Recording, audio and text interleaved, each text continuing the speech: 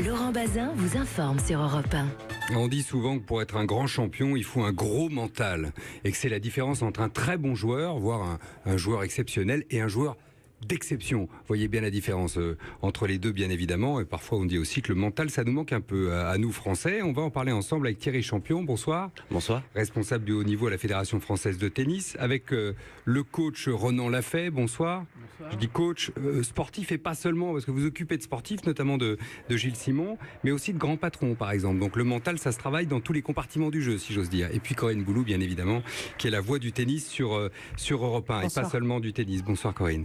On dit que pour être un grand, il faut avoir un gros mental. Est-ce que Nadal, par exemple, c'est l'exemple type du gros mental? Thierry Champion. Oui, forcément, mais pas que. Aujourd'hui, vous faites un parallèle avec les joueurs français. Si on avait les clés aujourd'hui sur l'approche mentale si on prend Roland-Garros, on y travaille, mais il y a aussi une question de niveau. Ça c'est plus la réalité aujourd'hui. Quand on voit Nadal, forcément il a gagné 10 fois le tournoi, il est encore en demi-finale ici cette année. Mais ce que je peux vous dire, et ce que j'ai vu avec Nadal, c'est que je le connais depuis qu'il a 14 ans. Depuis l'âge de 14 ans, il s'entraîne pas beaucoup plus que tout le monde. Il s'entraîne beaucoup plus que tout le monde. Ses charges d'entraînement. C'est beaucoup de travail, vous voulez dire. Beaucoup plus de travail. Donc forcément, en prenant des charges de travail énormes, mentalement, il est plus fort. Je peux vous donner une anecdote, mais moi, j'entraînais Gaël, mon fils. Oui. Et c'est la même génération. Gaël, mon fils, jouait les juniors. Il était champion du monde junior. Et Nadal, lui, avait fait l'impasse sur les juniors parce qu'il était déjà dans les 100 meilleurs joueurs du monde quand lui était junior. Et sa première année senior, on arrive, Gaël arrive sur circuit, on arrive à Monte-Carlo. Et c'est le premier titre de Nadal sur circuit. Premier Master 1000, c'était à Monte-Carlo. Et au premier tour, il joue Gaël Monfils. Donc je dis très bien, on va pouvoir s'évaluer face peut-être au meilleur de sa génération. Et Gaël fait pas un mauvais match, mais il perd 6-3, 6-2. La semaine d'après, lui, il va jouer les qualifications à Barcelone, il se qualifie, mais Nadal gagne le tournoi de Monte-Carlo. Et quand il se qualifie, nous, on arrive le lundi matin au club pour s'entraîner à 8h30 parce qu'il y a un échauffement, parce qu'il avait un match à 11h. Et Nadal lui avait gagné la veille. Et quand on arrive au club, à 7h30, 8h, il y avait déjà un type qui était en train de taper des balles au fond du terrain, c'était Rafael Nadal. Mais il était l'impression qu'il avait déjà plongé dans la piscine tellement il transpirait, quoi. Donc il a travaillé plus. Taquet, il travaille plus que les autres, c'est ce que vous dites. Mais je vous repose la question à vous, Ronan Lafay. Est-ce qu'il y a une différence de mental aussi? Est-ce que ce qui fait qu'à un moment, je pense à Yannick Noah qui a été un grand champion, mais qui n'a pas été un grand champion dans la durée. Est-ce qu'il y a chez nous un problème de mental, de travail, de la manière dont on travaille le mental avec le sport? Je pense que déjà, à force d'en parler, ça serait intéressant de se poser la question de ce que c'est le mental. Alors nous, à Soyez Pro, on a mis 5 mots sur le mental. On a mis le calme, on a mis le détachement, on a mis les émotions, on a mis la concentration, on a mis l'estime de soi. Et là, quand j'entends Thierry parler, clairement, nous on dit que dans l'entraînement, il y a tous ces axes-là qui doivent être travaillés. Et quand je t'entends parler, j'entends une estime de Raphaël qui est supérieure à la moyenne. Et moi, ce qui m'intéresse dans mon travail, vous l'avez dit, avec les entrepreneurs ou les sportifs, c'est comment faire pour qu'ils se sentent capables, finalement. Comment faire pour qu'ils se sentent forts. Il faut penser qu'on est le meilleur. C'est ça, avoir un gros mental, c'est être convaincu qu'on est le meilleur. C'est pas penser du tout aux concurrences, dire je suis sur ma ligne et hop. Même au tennis, pourtant au tennis, on a quand même un gars en face tout le temps. Oui, mais c'est la base déjà de travailler sur soi. Il y a un gros travail est-ce que je suis capable? Et pour se sentir capable, il y a des étapes. Ça veut dire que je fonctionne tous les jours avec cette notion de progrès. Qui est le plus gros mental du circuit pour vous? Qui sont les plus gros mentaux Non, les plus gros mentaux, ça va être mieux du circuit. Je dirais pas qu'il y ait. Je vais pas en donner un. Finalement, on peut dire. Corinne peut-être a une idée. Non, mais moi, effectivement, la première idée que j'ai, c'est Nadal, forcément, gros mental. Après, Federer, non? Oui, bien sûr aussi, mais ils ont ce mental, il s'acquiert aussi avec la victoire. Mais oui, forcément. Federer, quand il était jeune, il était très impatient. Je me rappelle très bien qu'il n'arrêtait pas de casser des raquettes. On dit ça de Björn Borg aussi. Hein. Oui, mais c'était vrai. Un colérique à 16-17 ans. Ouais, et il s'est calmé. Ça, c'est aussi sans doute du travail de préparation mentale. Et ensuite, avec les victoires, forcément, on a plus d'assurance. Ça donne. Mais c'est incroyable. Regardez Nadal face à Schwartzmann aujourd'hui. Forcément, au bout d'un moment, il prend l'ascendant. Puis c'est jamais facile, en plus, de rentrer sur le terrain face à des joueurs pareils. Après, moi, je dirais qu'il y a aussi une chose qui est importante, c'est d'où viennent ces champions. Alors effectivement, Nadal, il a été entraîné très tôt par son oncle Tony. Il y avait une culture sportive chez eux, mais un Djokovic par exemple, il a grandi avec la guerre, lui. Il s'entraînait dans une piscine vide en Serbie. Il en voulait. Les Russes, souvent, Marat Safin, vous avez très bien connu Thierry Champion. Lui, en Russie, c'était aussi un moyen d'une ascension sociale importante. Et donc, ça aussi, ça joue pour aller chercher vraiment la victoire et dans le mental du champion. On dit parfois que les Français sont trop confortables. Que c'est trop confortable d'être un tennisman en France. Vous êtes d'accord avec ça, Thierry Champion? On l'a entendu pas plus tard que lundi dernier sur Europe 1. Ça l'est un petit peu, mais si on parle de notre numéro en français aujourd'hui, Lucas Pouille, alors pour le coup, je peux le mesurer au quotidien. Il travaille énormément. Aujourd'hui, ça sourit un peu moins, mais depuis 2 ans, finalement, quand on passe de cette nouvelle génération, il y est.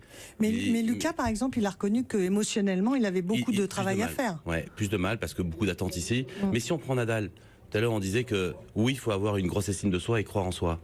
Mais Nadal, ce que je ressens chez Nadal, c'est beaucoup d'humilité. Avant chaque match, avant chaque tournoi, quand il arrive ici, il gagne son 10e Roland-Garros, il revient cette année, il dit attention, il joue bien le mec que j'ai en face de moi. Il se protège sur moi un peu. Il était le premier le jeudi avant le tournoi sur les cours en train de taper des balles. Non, mais ça sera toujours premier. Mais tu peux croire en toi et respecter les autres. Bien sûr, complètement. C'est 2 choses qui vont ensemble, de pair. On marque une petite pause et puisqu'on part de pair, on fait pair avec les auditeurs. Donc au 39-21, Eric nous appelle pour partager lui aussi son expérience. Il est préparateur mental du côté d'Amiens auprès des footballeurs. À tout de suite. Pour intervenir sur Europe 1, appelez le 39-21, 50 centimes la minute. En juin chez Ford, des offres immanquables envahissent les concessions. La TVA offerte ainsi qu'un crédit à 0% sur plus de 5000 véhicules, tout équipés, prêts à partir. Dépêchez-vous, il n'y en aura pas pour tout le monde. Les Ford Days, c'est chez Ford. Ouverture dimanche 17 selon autorisation. Offre TVA sous forme de remise de 16,67% sur le prix hors option maximum jusqu'au 30 juin. Crédit auto 0%, 2 000 € d'apport pour 10 000 € empruntés, puis 48 mensualités de 208,34 €. Montant total du 10 000 € si acceptation par Ford Crédit. Jusqu'au 25 juin, voir Ford.fr. Air France. France. La France is in the air. Tu les aimes, mes jambes? Ah oui, beaucoup, oui.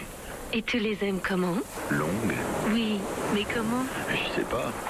Mais bronzées, tant qu'à faire. Air France. France. La France is in the air. Avec Air France, découvrez Pointe-à-Pitre au départ de Paris à partir de 299 € jusqu'au 13 juin 2018.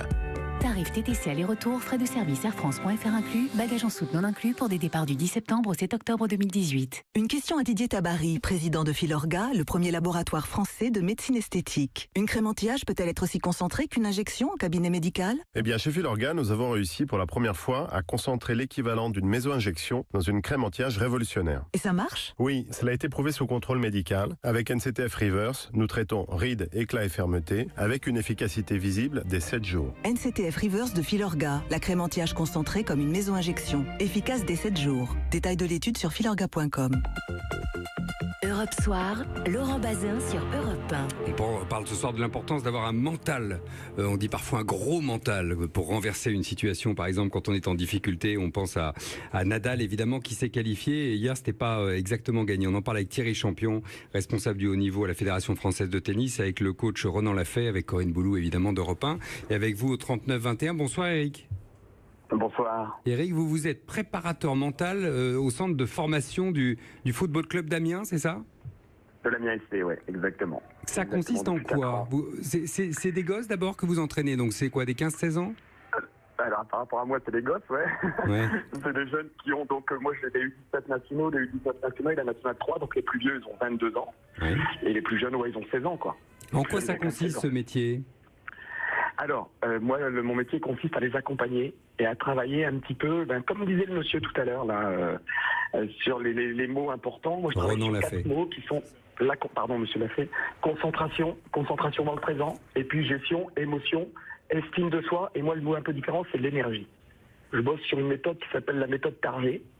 Et Christian Target a été le préparateur mental de l'équipe de basket quand la fameuse finale France-États-Unis aux Jeux Olympiques. Et il a mis un peu en place tout son projet de prépa mentale. Et moi aujourd'hui, donc j'accompagne les jeunes sur des séances collectives et sur des séances individuelles. Avec eux, on construit un diagnostic de préparation mentale pour essayer de voir comment il se situe. On parlait de Nadal il y a 2 minutes. Nadal aujourd'hui est dans une situation de maîtrise telle que rien ne lui fait peur en fait. Il sait qu'il a la solution pour remonter ses problèmes. Le fait qu'il y ait eu la coupure, je pense ça lui a permis de se reconcentrer et de repartir sur ses principes de jeu qui amènent de lui que c'est le champion qu'on connaît, quoi. Ouais, c'est passionnant ce que vous racontez avec les jeunes footballeurs. Damien, merci beaucoup Eric de votre appel au 39-21. Ça se cultive, donc le mental? Bien sûr, ça se muscle. Même. Ça se muscle. C'est un cerveau qui se muscle. Oui, c'est intéressant de se dire ça. Bonne nouvelle. Muscler votre jeu, disait c'est ça, Jacquet. ton jeu, exactement, bien sûr. Je pense surtout, ce qui est important de bien comprendre, c'est que le mental, il se travaille avec la technique. Quand je travaille la technique, je travaille le mental. Quand je travaille le physique, je travaille le mental. En fait, le mental, je le travaille tout le temps. C'est pas... moi, ce que j'entends souvent, c'est... voilà, les joueurs, ils savent tous bien jouer au tennis. Maintenant, ils peuvent travailler le mental. Non, c'est trop tard. J'évoquais ça tout à l'heure. Djoko, il parle de... c'est son ancien entraîneur, là, je sais plus comment ça... Elena, qui s'occupait de lui, qui l'amenait dans la forêt. Il avait 7 ans. Et elle lui mettait de la musique et elle lui demandait quelles émotions lui traversaient à ce moment-là, le corps, la tête, et lui, il arrivait à mettre des mots là-dessus. Et moi, je trouve que c'est fantastique. Ça veut dire qu'il faut repenser notre métier d'entraîneur, notre métier de coach. Et je pense que les plus grands des coachs, j'ai eu une belle discussion il y a peu de temps avec Claude Onesta. Je peux vous dire que c'est le coach de l'équipe de hand championne du monde. Oui, et c'est un très grand préparateur mental. Donc je pense qu'on ne peut pas aujourd'hui et encore plus demain être un grand coach si on n'est pas en même temps préparateur mental. Vous avez intégré ça, Thierry Champion, dans notre élevage de champions, si j'ose dire? Nous, on commence un petit peu à être aux commandes, mais ce qui est sûr aujourd'hui, ce que disait très bien Ronan, c'est que on travaille très tôt notre coup droit, notre revers, sans penser, et notre physique aussi quelque part, même si ça revient un peu plus tard, mais on pense pas au mental. Je pense qu'il faut éduquer très tôt. Et c'est plus tôt on éduque les jeunes, plus ce sera facile de travailler dans le temps. Parce qu'aujourd'hui, quand on les récupère à 17 ans, s'ils n'ont pas fait le travail avant, mais qu'ils sont bons techniquement, et simplement bons techniquement, c'est presque trop tard déjà.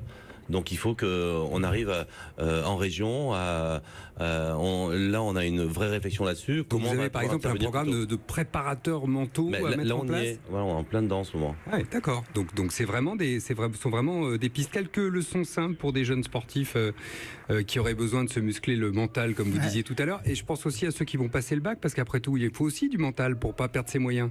Écoutez, le scoop que je vais vous donner ce soir, c'est le plus beau médicament pour gérer ses émotions, c'est la respiration. Voilà, ça paraît simple, mais être capable de respirer naturellement avec le ventre, calmement, c'est quelque chose de très très compliqué. Donc quand ça s'emballe, quand on sent qu'on perd ses moyens, quand on sent que le stress vous submerge ou que l'adversaire est en train de prendre le dessus, même si c'est une copie du bac... Être capable d'inspirer, d'expirer pour retrouver le calme au fond de soi. Alors ça peut être une solution, il y en a plein d'autres, tout dépend en fait de la connaissance de l'athlète. Tu parlais des émotions. Ouais, l'émotion, ouais. Mais après on peut le gérer aussi différemment. Je donne juste un exemple, un jour Paul-Henri Mathieu, il avait 18 ans, il avait du mal à gérer ses émotions sur le terrain, il se qualifie et il joue le numéro 4 mondial dans un tournoi. Et en fait, pendant toutes ces qualifs, il avait du mal physiquement à rentrer dans le terrain. Donc moi, je lui donnais une petite vitamine C. À l'époque, on avait le droit de donner une petite vitamine C. Donc je lui mettais ça. J'ai dit, tu verras, ça c'est un cocktail, tu vas avoir du jus. Et en fait, il avait eu un jus de dingue. Et quand il se retrouve à jouer en night session contre le numéro 4 mondial, qui était Björkman, j'avais plus de vitamine C. Et je trouve de l'aspirine. Et je lui mets ça dans son verre, je lui bois ça, mais alors ça c'est un cocktail Molotov, tu vas avoir du jus. Mais par contre, si tu gagnes, tu risques de pas dormir de la nuit. Donc il fait un match de dingue, il bougeait, mais comme c'était pas permis, il est entré dans le match comme il fallait. Et je le vois le lendemain matin au réveil, il me dit « Ouais, t'avais raison, j'ai pas dormi de la nuit ». C'était simplement de l'aspirine. Ça s'appelle l'effet placebo et ça marche aussi en sport. Merci Thierry Champion d'avoir été avec nous. Merci Ronan Lafay pour vos conseils. Et Corinne Boulou, bien évidemment, la voix tennis d'Europe 1 qu'on retrouve pour les résultats et la suite de ce Roland Garros qui s'annonce passionnant, comme toujours.